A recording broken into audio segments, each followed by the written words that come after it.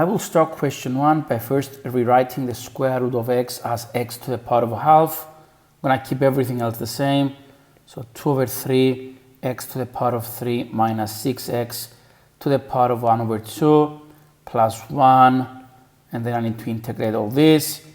So this will become 2 over 3 x to the power of 4 over 4 minus 6x to the 3 over 2 over 3 over 2 plus x plus c, and then I will need to simplify. So this will become 1 over 6 x to the 4 minus 4x to the 3 over 2 plus x plus c. In part I of this question, I will start by completing this square. So x squared minus 8x plus 17 is equal to x minus 4 squared minus 4 squared plus 17. And this is equal to x minus 4 squared minus 16 plus 17, which will give me plus 1. Now I need to make a comment on that. There is a variety of comments you can use. Now I like going with the maximum or minimum. So I'm just going to say there is a minimum at 4, 1. Hence, x minus 4 squared plus 1 is bigger or equal than 1, which is bigger than 0. Hence, if I expand the left hand side, I will get x squared minus 8x plus 17 is bigger than 0 for all values of x. In II says if I add 3 to a number and square the sum, the result is greater than the square of the original number. I need to state whether this is true, sometimes true or never true. Now let's convert this into symbols. So I've got x plus 3 squared bigger than x squared. Now if I expand the left hand side, I will get x squared plus 6x plus 9, and this is bigger than x squared. I can cross out the x squares, so 6x plus 9 is bigger than 0. So this will give me x is bigger than minus 3 over 2. Now obviously the original statement is true if x is bigger than minus 3 over 2 and false if it is less than minus 3 over 2. So the correct answer is sometimes true.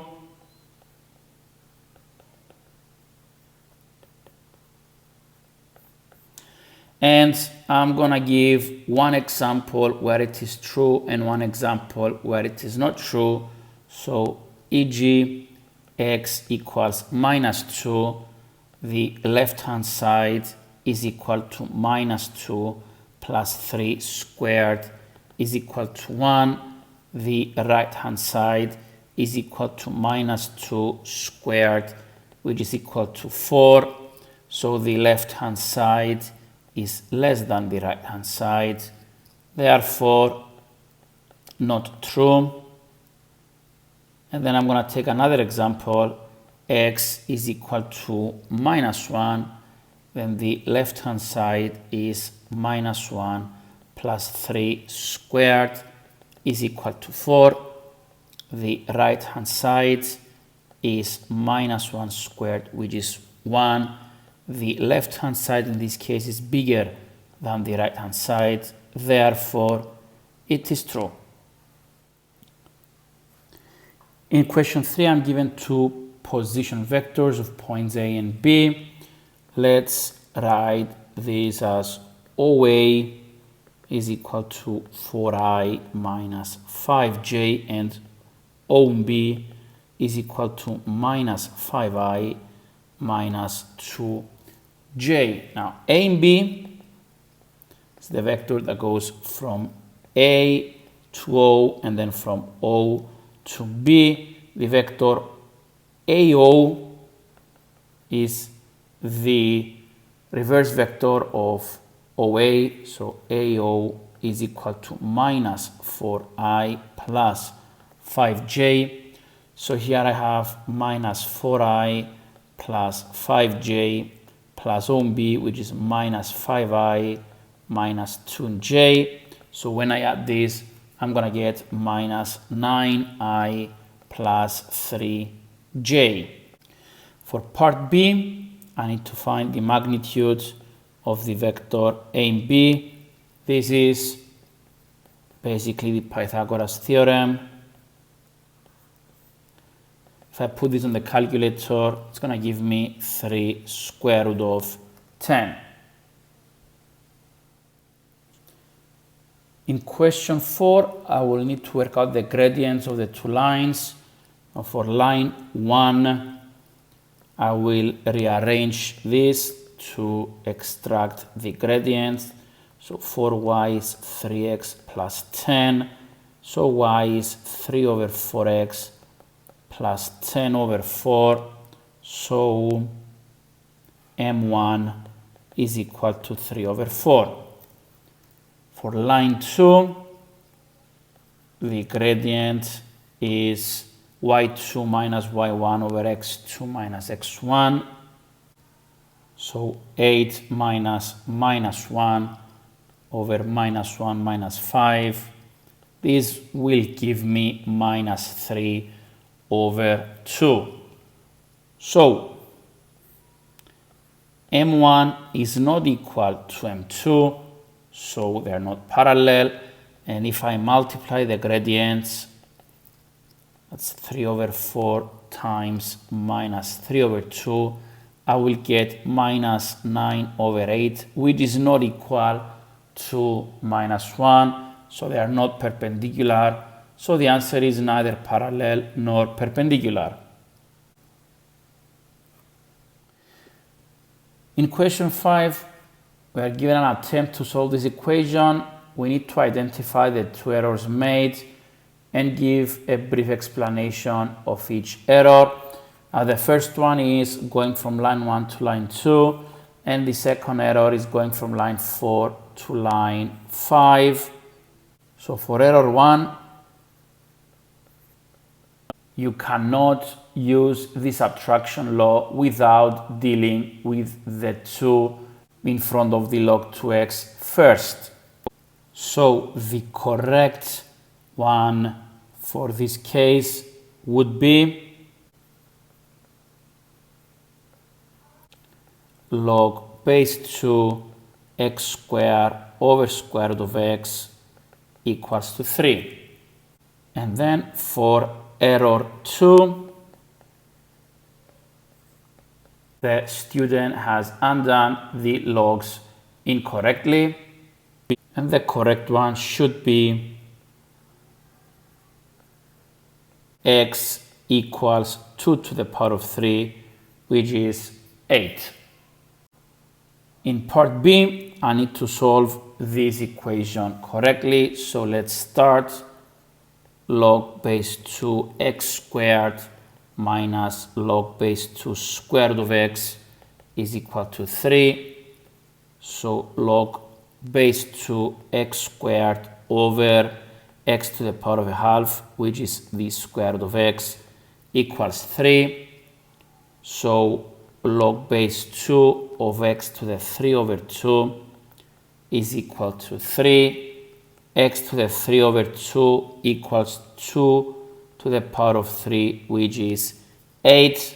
So x is 8 to the power of 2 over 3, and this will give me 4. In question 6, I have this curve represents the profit from a children's toy given the selling price.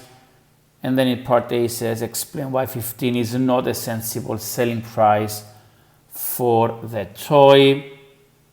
So let's start by substituting x into my formula. So if x is 15, p is equal to 100 minus 6.25, 15 minus 9 squared. P comes out to be minus 125. So in this case, I have a negative profit. Now, note that P is measured in thousands of pounds. So my comment here will be negative profit.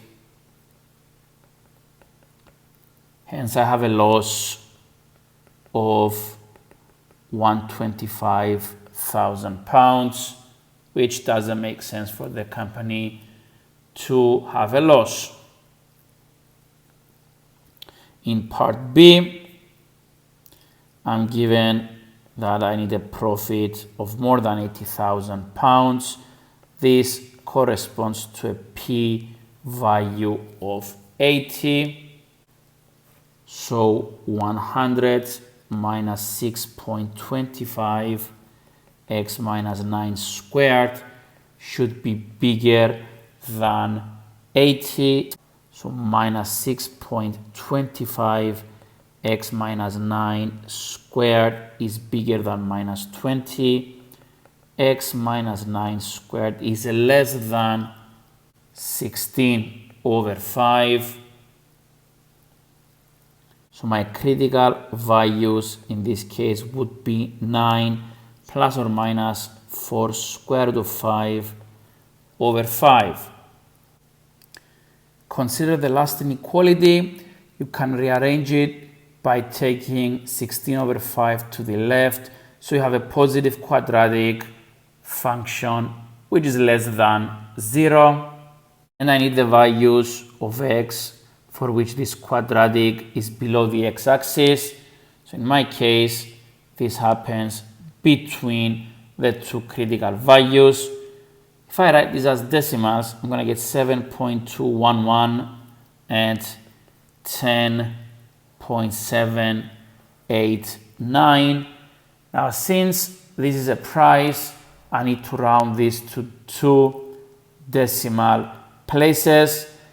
And for the inequality to be valid, the least value of x, the least price, will be 7.22. Note, if I take 7.21, the inequality will not hold and I will get penalized. For part C, before I find the answer, I'm going to make a note.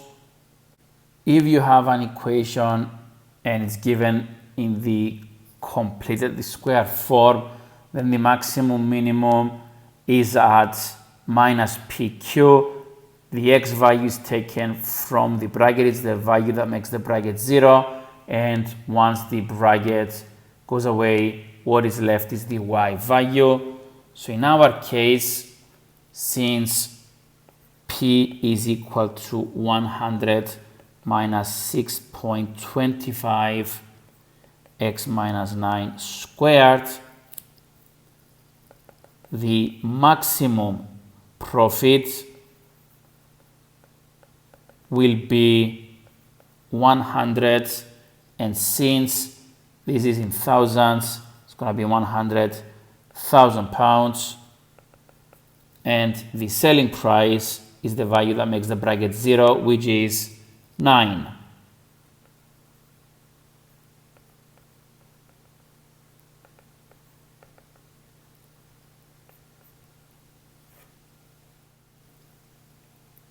Now, I will start part A by making a rough sketch. Now, since the area is given, I'm going to use the formula that says area is equal to 1 over 2 BC sine of A. So 15 equals 1 over 2 5 times 10 times sine of A. So sine of A is equal to 3 over 5. Now there are two ways to find the value of cos theta. In method 1, I will use the identity sine squared theta plus cos squared theta is equal to 1. I'm going to substitute the value of sine theta, which is 3 over 5. So 9 over 25 plus cos squared theta is 1. So cos squared theta is 1 minus 9 over 25, which is 16 over 25.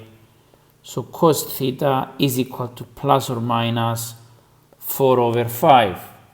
For method 2, I will use the right angle triangle together with the quadrants. I know sine theta is opposite over hypotenuse, so I need to find the adjacent in order to find cos theta. So x equals the square root of 5 squared minus 3 squared, which is equal to 4. Now, the only restriction is that theta is between 0 and 180. So I am either in the first quadrant or the second quadrant. So cos theta is 4 over 5, and there is no restriction whether this is plus or minus. Now for part B, I'm given that BC is the largest side. Let's make a note to see what implications this has. Now, since BC is the largest side, then the angle across that, angle theta, is the largest angle in the triangle. Now, because sine of theta is 3 over 5, I can find the value of theta. So inverse sine of 3 over 5 comes out to be approximately 37 degrees. So theta is 37, or 180 minus 37, which is 143 degrees.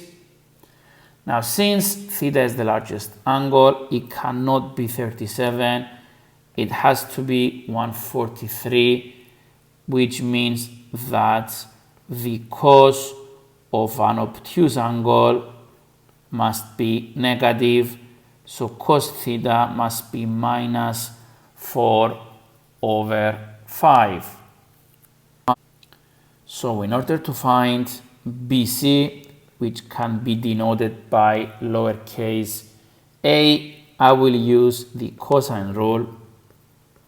So it's b squared plus c squared minus 2 bc cos a, which is equal to 5 squared plus 10 squared minus 2 times 5 times 10 times minus 4 over 5, which comes out to be 205.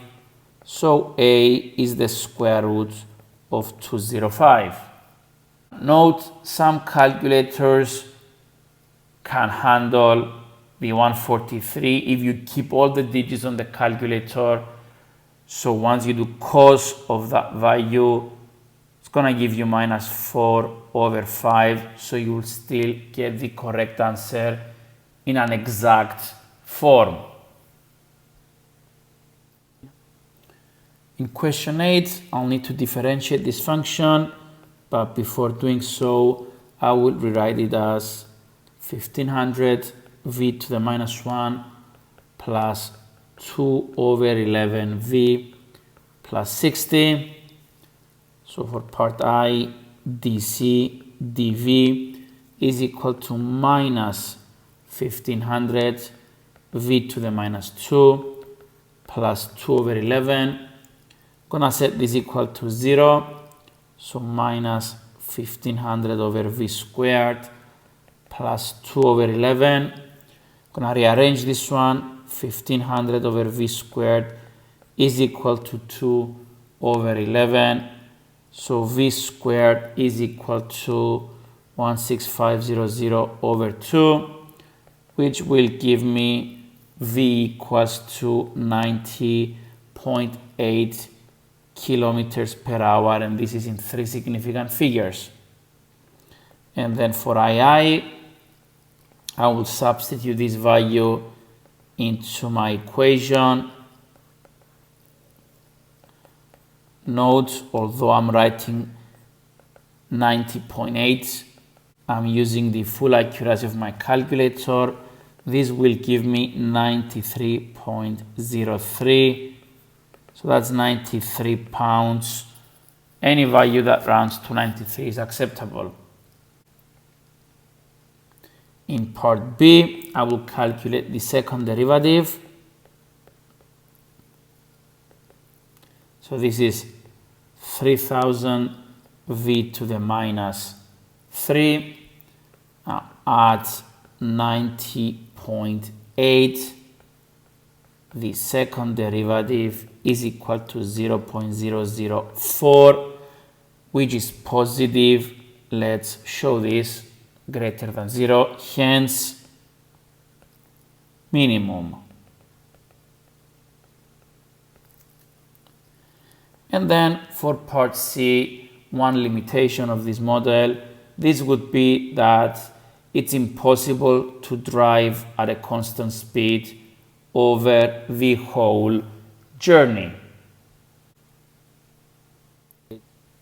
In part A, the value that makes this bracket 0 is -2.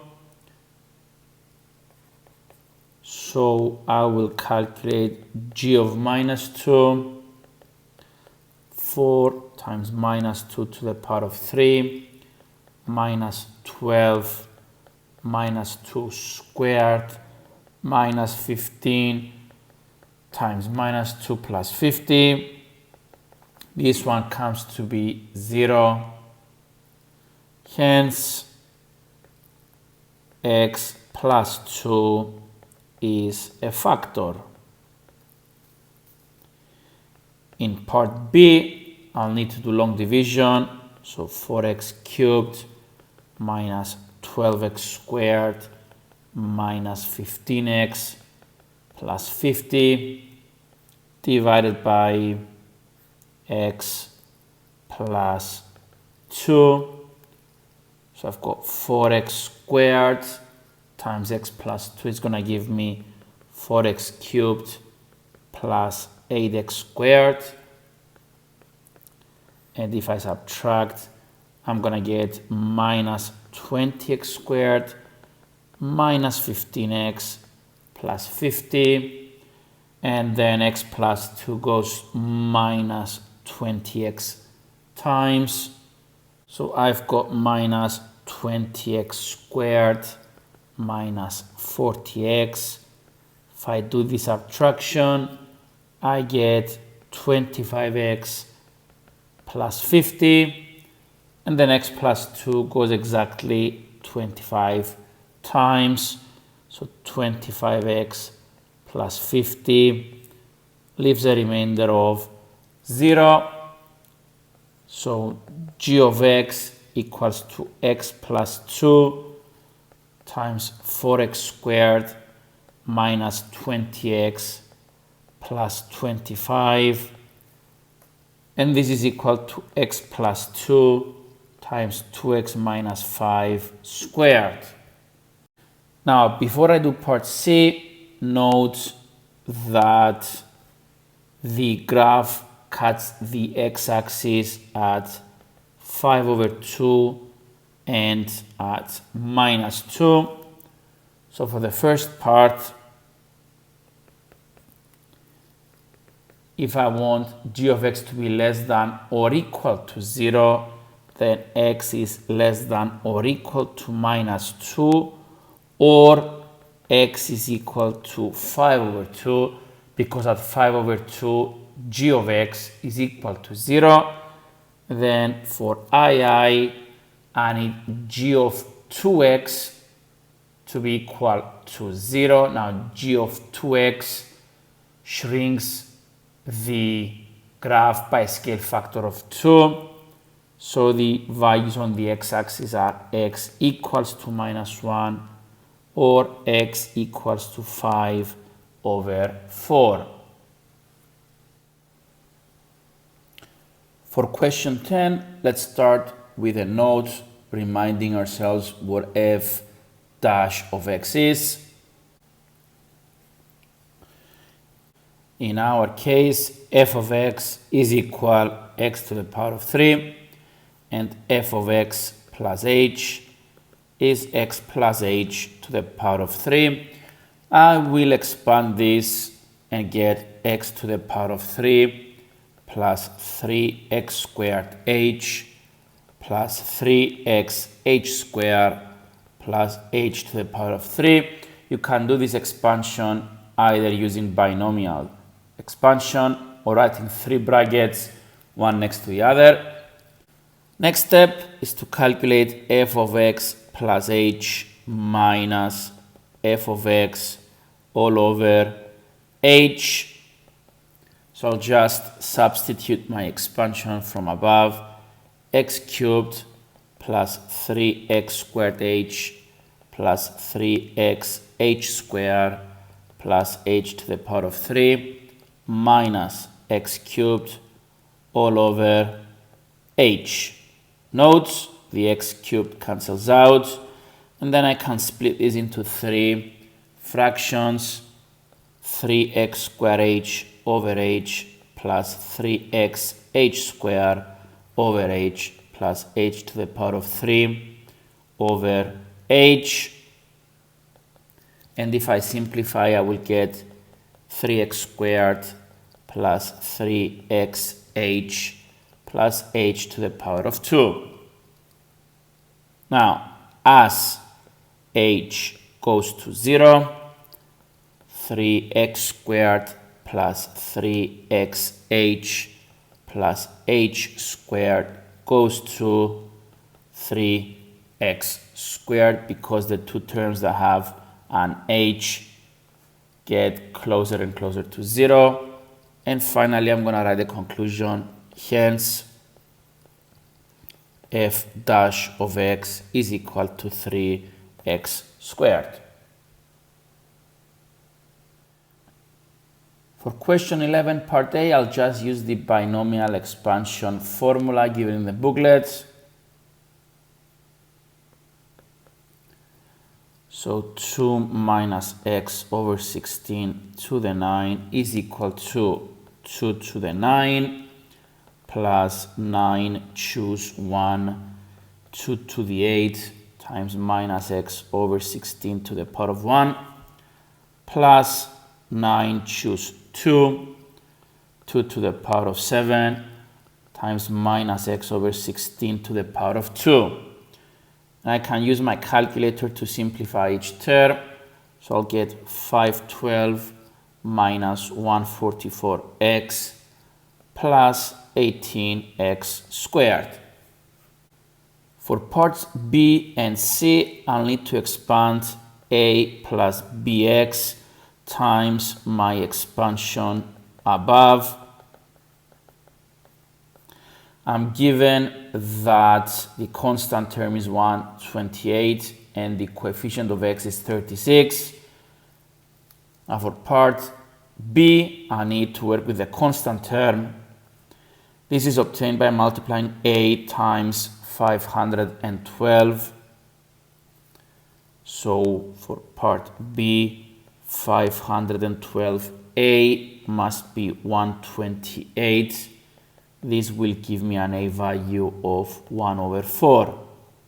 And for part C, I'll work with the coefficients of x. Now, in that expansion, there are two combinations that will give me an x value, the bx with the 512 and the a with the minus 144x.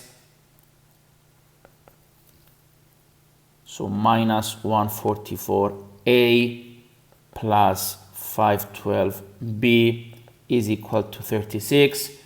I'm going to use the value of a I found above, so minus 144 times a quarter plus 512b equals 36. And if I solve this one, I will get b equals to 9 over 64.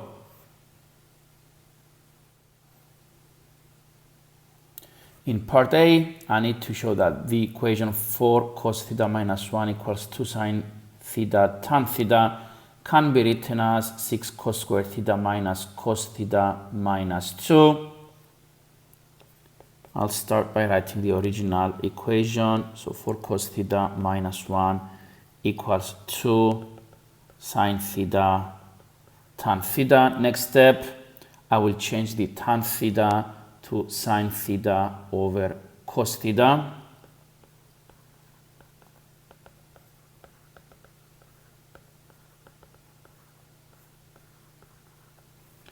Then I will multiply out everything by cos theta. So I'll get 4 cos squared theta minus cos theta equals 2 sine squared theta. Next step, I'm going to keep the left-hand side the same, and then I'm going to change the sine squared theta to 1 minus cos squared theta. I will expand the right-hand side, and then I'll take everything to the left-hand side. So 6 cos squared theta minus cos theta minus 2 is equal to 0 as required. In part B, I need to solve equation 4 cos 3x minus 1 equals 2 sine 3x tan 3x. Now this equation is very similar to the first one, but instead of theta, I have 3x. So I can write this equation as 6 cos squared 3x minus cos 3x minus 2 is equal to 0. And this is based on the equation I got in part A. Now, some people don't like seeing cos, they want to see something simpler, so I can write this one as 6u squared minus u minus 2 is equal to 0. And basically what I've done here is let u equals cos 3x. So this will help me factorize. That's 3u minus 2, 2u plus 1 equals to 0. So u is equal to 2 over 3, or u is equal to minus a half. And then let's change back to cos. So cos 3x is equal to 2 over 3, or cos 3x equals to minus 1 over 2. And I need to solve this for x values between 0 and 90.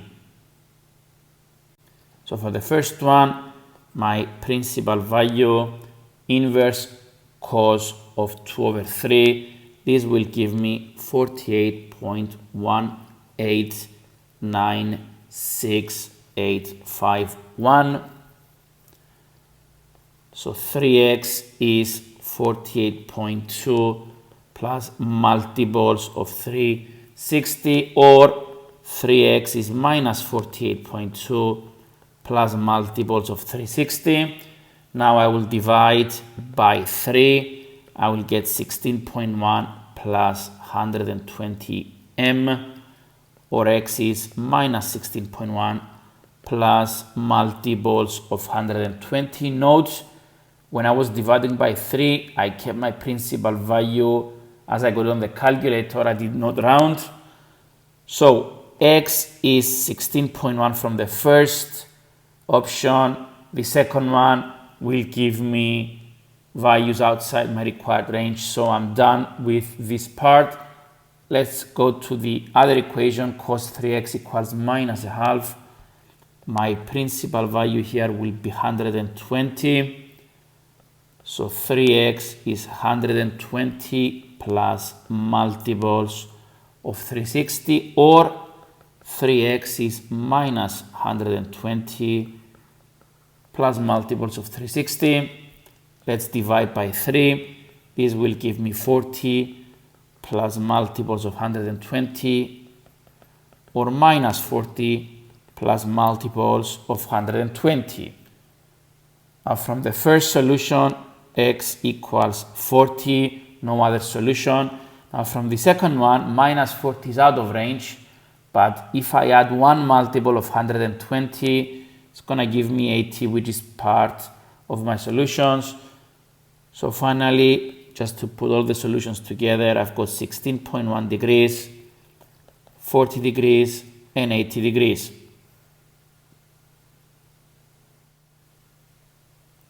For question 13, to find the values of P and Q, I will start from the theoretical model and reduce it using the laws of logarithms so it matches the fitted model.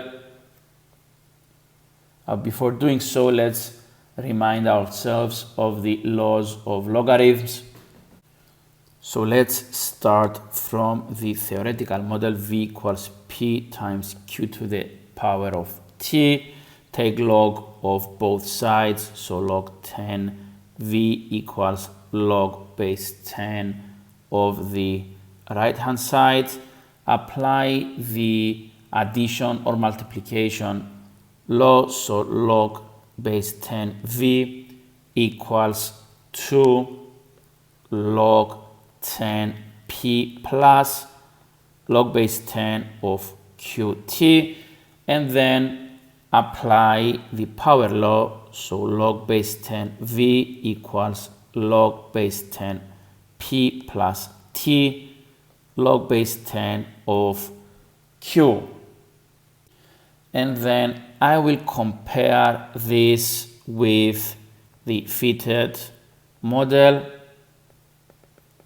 So compare with log base 10 V equals 0.05 T plus 4.8. So my gradient is log base 10Q. In the fitted one, my gradient is 0.05. And then the y-intercept is log base 10 of P, and it's 4.8 in the fitted model. So if I equate these two, I will get log base 10 of Q is 0.05. So Q is 10 to the power of 0.05. Q will be 1.122 for significant figures. Similarly, log base 10 of P is 4.8. So P is 10 to the 4.8. P will come out to be 63,095.7. Now, if you round these two for significant figures, you will get 63,100. In part B, we are asked to interpret these values. Let me write the model. V equals 63100 times 1.122 to the power of T. Now the value of the constant P, which is the 63,100, this is the original value of the model. In our case, it is the value of the painting on the 1st of January 1980, and this was 63,100 pounds. And then for the value of Q, this is the proportional increase each year. Now this is above 1, that's why there is an increase. 1.122 corresponds to a percentage of 12.2. So the full interpretation would be the value of the painting increases by 12.2% each year. And then for part C, I'm asked to find the value of the painting on the 1st of January 2010, so that's 30 years after 1980. So V equals 63,100 times 1.122 to the power of 30, and this comes out to be 1995262. Now I found this value using the full accuracy of P and Q. If you use the rounded values, you'll find something different, but because we're asked to round this to the nearest 100,000 pounds, this will come out to be 2 million pounds. In question 14 part A, I will complete the square separately for the x's and for the y's.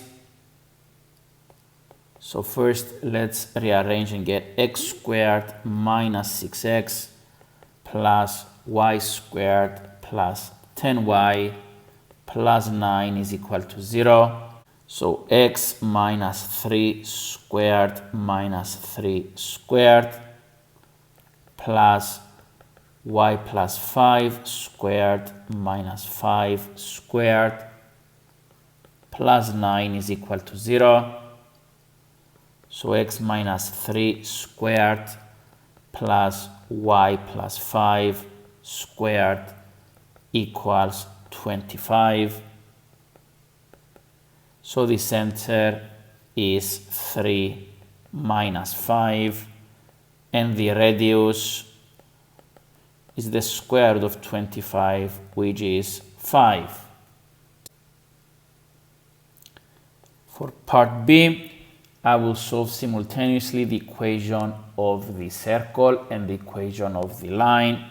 I will use substitution, so x squared plus kx all squared minus 6x plus 10 times kx plus 9 is equal to 0. So x squared plus k squared x squared minus 6x plus 10kx plus 9 is equal to 0. Let's collect like terms. So 1 plus k squared x squared plus 10k minus 6 x plus 9 is equal to 0. I'm being told there are two solutions.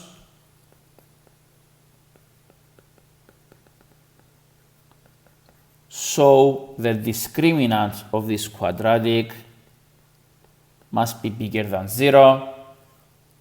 So 10k minus 6 squared minus 4, 1 plus k squared times 9 is bigger than 0.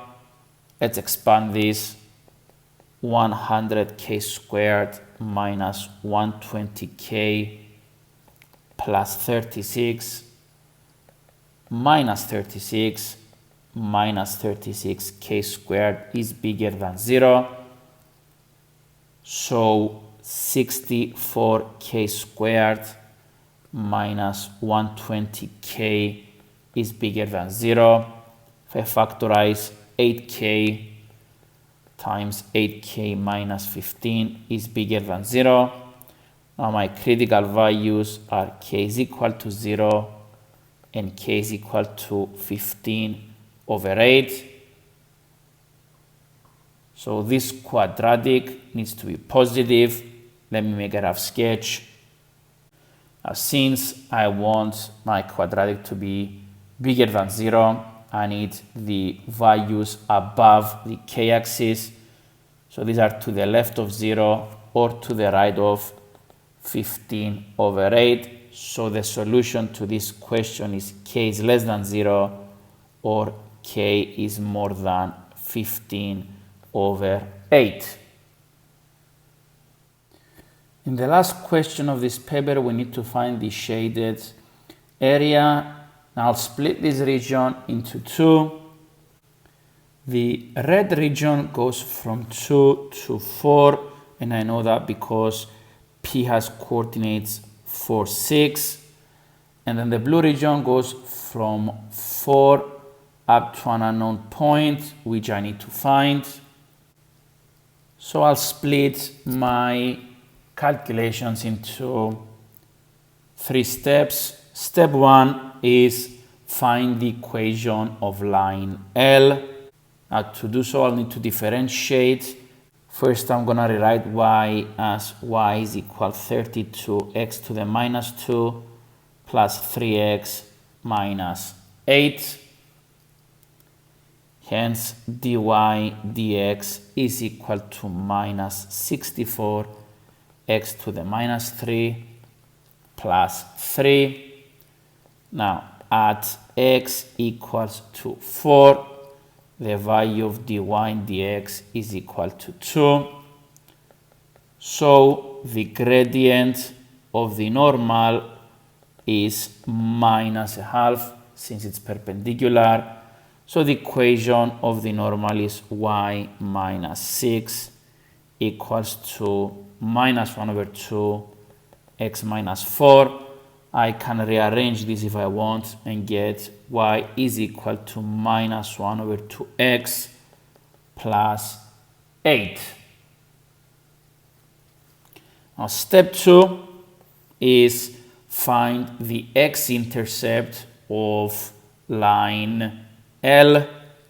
To do so, I'll just use the equation of the normal, set y is equal to 0, and x will come out to be 16. So this coordinate now is known, it is 16.